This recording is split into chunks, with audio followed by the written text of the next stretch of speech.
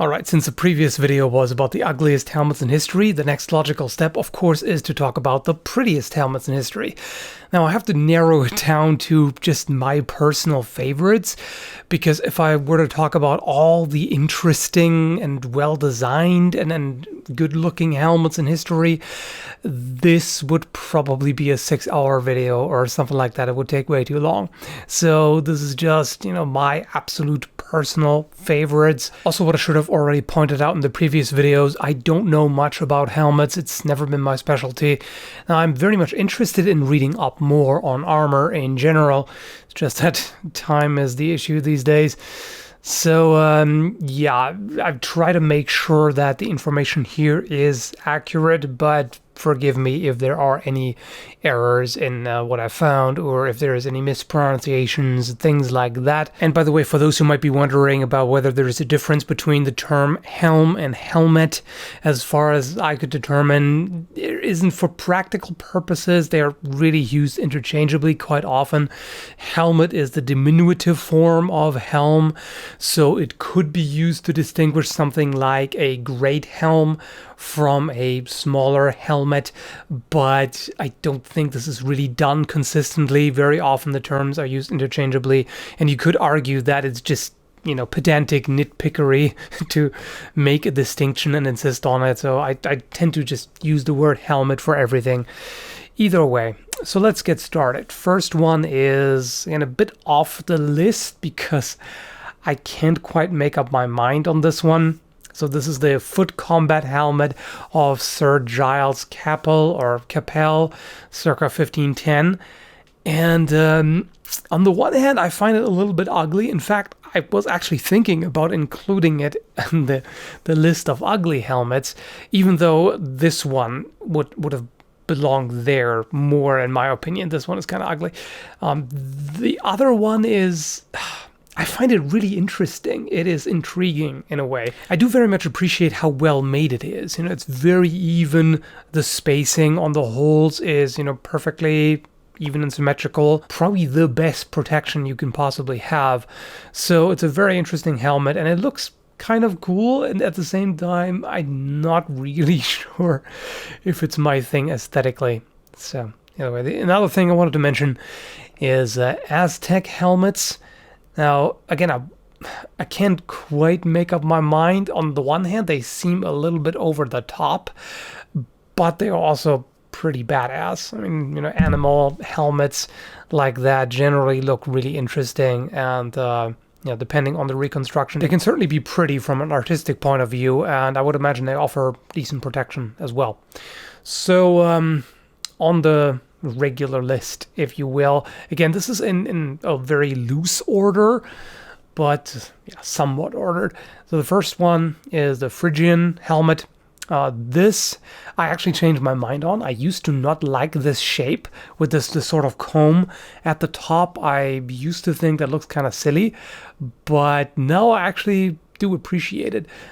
This one here, for example, is from the 4th century BCE, and I very much like this combination of the cheek guards with that comb, and this one also has a nasal guard, which seems to be rather rare for this type. And of course, what I also have to appreciate is some of them have beards, because, come on, your beard deserves protection too, if it's not epic enough to be its own sort of armor. But yeah, so these are actually pretty interesting and pretty cool looking. Next up, the Coppergate helmet. I actually did some testing on a reproduction of that one, and I like how it looks. This in general, the sort of Germanic and Anglo-Saxon type Spangenhelm with cheek guards and the nasal, that always looked pretty good to me. It's just, it works really well in the overall aesthetics. It was just relatively simple dome, but the cheek guards and the nasal just make it look interesting. Then also usually there is this kind of round brow over the eyes, or curved brow. So yeah, definitely like that. Aventail as well looks pretty good. In the ugliest helmets video, I showed some particular Japanese helmets, the strange helmets that have all kinds of weird stuff on them. There are actually some Japanese helmets that are very much alike. This the simpler type that doesn't have all kinds of stuff tacked on and is really just, the helmet itself with the neck guard and not too much else. That looks really good in my opinion. I definitely like that form. This one here is pretty cool too with the spikes on top. If it has some attachments that can look pretty good, it's just a lot of them are a little overdone in my personal opinion. There are also some Ottoman helmets that I really like. They are very well made. If you look at something like this, the craftsmanship on it is pretty amazing. Lots of decorative touches and the overall shape. With one exception, this hat-like, cap-like guard, as practical as it is, I'm not really a fan of. But otherwise, it looks really neat. The way the dome curves and terminates in this point looks really good to me. Yeah, certainly pretty overall. Then there are Korean helmets, which are actually somewhat similar. They also have the sort of curved and pointed dome. Also, the cheek guards and neck guards as well. There are some really nice examples that I quite like. This one here is highly decorated as well, so they look really interesting. As far as highly decorated is concerned, I of course have to mention the Berkasovo helmet. This is a late Roman helmet, and this is one of the most precious examples that I've seen so far. It's covered in gold and gems, and it's astonishing. It's a marvelous work of art. But even without all the decorations, it still has this basic shape that I appreciate. Again, the curved brows, nasal guard, kind of pointed cheek guards, and yeah, it looks pretty damn awesome in my opinion. Then there is a variety of lamellar helmets or helmets with lamellar guards that I find quite aesthetically pleasing. Like this one here is apparently an Avar helmet, and there are also several others that are relatively similar. Some Mongolian helmets also look like this, Tibetan helmets. And in fact, if you put this helmet and the Berkasovo one side by side, you can see there is a lot of similarity. It was a very common style at the time. And yeah, there are many really appealing examples here. Next up, armets and closed helmets. These are very easy to confuse. The main difference is in how they open, and you can't always see that on a picture where you just see the helmet closed. I just had to go by what the museums label them as, and there's a really good video by the Knight Errant on the topic, how to distinguish a closed helmet from an armet. I'm going to link that in the video description down below. I would definitely recommend checking that out. In general, if you're interested in armor, definitely take a look at the Knight Errant. He's very knowledgeable on the topic and has plenty of videos. So think of this type as the most quintessential iconic knightly helmet. It's also probably the most iconic helmet in Dark Souls that you see popping up everywhere. And it is really interesting. For one, it is a highly developed form of helmet, very protective. Visibility, of course, is always a compromise between protection and vision, but that's why you have the visor that you can move up if need be, and they look really damn nice. There are lots of different forms and variations. I don't like all of them, but there are plenty that look really nice. The comb that a lot of them have on top, combined with the visor that often sticks out and is kind of angled up, that looks really good. The simple eye slit, and then lots of slots or holes for breathing. There's also another type that can look quite similar at first glance, the closed bergonet or bergonet. Now, I actually mentioned some of these in the previous video about the ugliest. So there are some really bizarrely grotesque looking ones, but there are also extremely nice looking ones. I like the falling buff in particular, so that's the face guard or visor, as opposed to the closed helmet or armor where you flip the visor up. In this case here, it actually, as the name falling buff suggests, it actually falls down to reveal the face and allow you to breathe more easily and see better. And again, there's a lot of variation on these. I particularly like this style here, the black and white, also this type of armor. So again, a highly evolved piece of armor, very protective, functional, practical, all of that.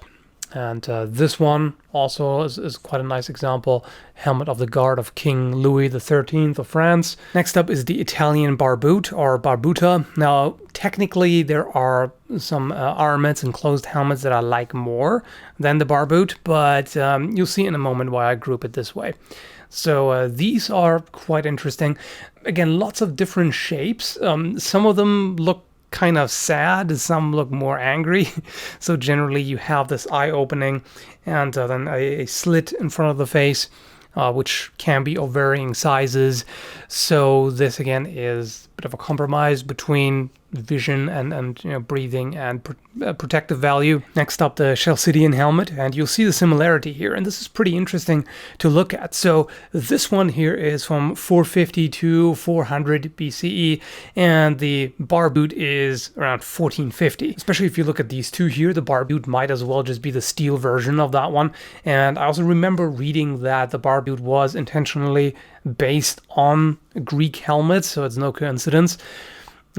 This one here was referred to as Corinthian helmet. I sometimes find it difficult to distinguish between a Chalcidian and a more open-face Corinthian helmet. I mean, they are related.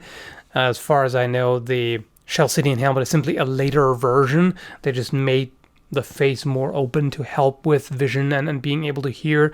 And see, this version here also has an opening for the ear so you can hear better.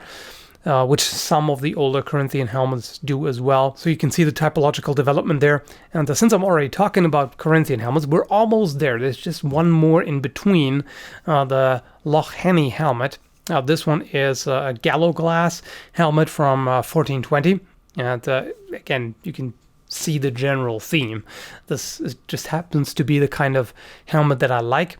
Now about this one here, I like that it's conical. It's kind of pointed on top, and that not only does that look nice, it's also very effective at deflecting hits, as I've found out during testing. And so very nice looking helmet. Here's a reproduction, and this is definitely one of my favorites overall, which is again very similar to the Corinthian helmet, and there we have it. So that is, almost my all-time favorite. There's only one that I like more. So I probably don't have to say too much about the Corinthian helmet. Again, a lot of people really like it. It's very iconic. It is, just the way it's shaped, all the curves and lines are very aesthetical and just, looks good and pretty badass too, because it hides the face and it gives the warrior this sort of inhuman look and scary and whatnot. You can't see their emotions, all of that. So, what is my all-time number one favorite helmet? You can probably guess based on my avatar. Yeah, the Viking spectacle helmet. In particular, the Valsgärde helmet is one that I really, really like. The way it's shaped, it's got some decorations to it that are not over the top, but it looks really expertly made and precious, and it's got the mail covering the face in front, so again for this inhuman look. And this I really want to own one of these. Now technically this is not a Viking helmet per se. This is from the 7th century, which is the Vendel period, which came immediately before the Viking Age. But you also have one other helmet from the actual Viking Age, which also is a spectacle helmet, just a bit differently shaped. So it's just a Scandinavian thing, essentially. I've never worn a perfectly historically accurate reproduction of one of these, so I don't know for sure how it is, but I can only say that it looks really, really good to me. So yeah, that's about it for right now. If your favorite isn't on the list, don't be too sad. As I said, there are way too many interesting looking helmets to list, and feel free to share your personal favorites down below. And finally, I just want to mention, in case you didn't know, I have a Facebook page and also a Twitter page. It will be linked in the video description down below, as well as the Teespring store where you can find channel merchandise and all that stuff, Patreon page, blah blah blah. In other words, there will be a bunch of stuff in the more info section, so click it now. Do it. Anyway, thanks for watching. Have a good one, folks.